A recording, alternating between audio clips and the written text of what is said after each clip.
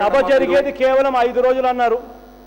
మొత్తుకొని అడిగాం సభా సమయాన్ని పెంచండి, సభ జరిగే దినాలను పెంచండి అని. 15 రోజులకు పెంచమని చెప్పి మొత్తుకొని అడిగాం, ఒప్పుకోవడం లేదు. చివరకు ముగ్గురు పిల్లలు చనిపోయిన పరిస్థితుల్లో ప్రత్యేక హోదా మీద తీర్మానం చేయాలని చెప్పి తీర్మానం ప్రవేశపెట్టండి అని చెప్పి మేము మీకు నోటీస్ ఇచ్చినప్పటికీ దాని గురించి చర్చ జరగడం లేదు. పైగా 12:24 అయింది, ఇప్పుడు క్వశ్చన్ అవర్ అని చెప్పి అంటున్నారు.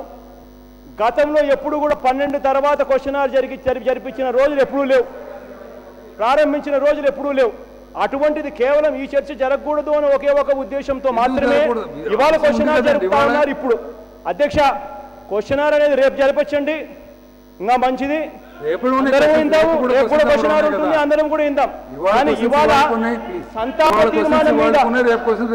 తీర్మానం మీద కూడా ప్రతిపక్ష నాయకుడిని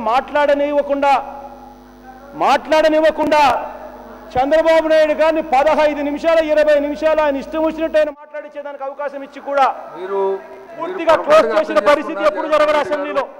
మొట్టమొదటిసారిగా అది కూడా ఈ అసెంబ్లీలో జరుగుతూ ఉంది. అధ్యక్ష, మా బాధ ఏమిటంటే మేము చంద్రబాబు నాయుడు గారితో కొట్లాడుతున్నామా, మీతో పోరాడుతున్నామా మాకు అర్థం కావడం లేదు అధ్యక్ష. మాకు ఎందుకంటే చంద్రబాబు నాయుడు గారు మాట్లాడాల్సిన మాటలు మీరు మాట్లాడుతూ ఉన్నారు.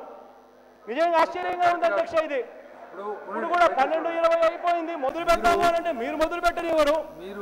ఎందుకు మొదలు పెట్టనివ్వరు మాకైతే అర్థం కావడం లేదు.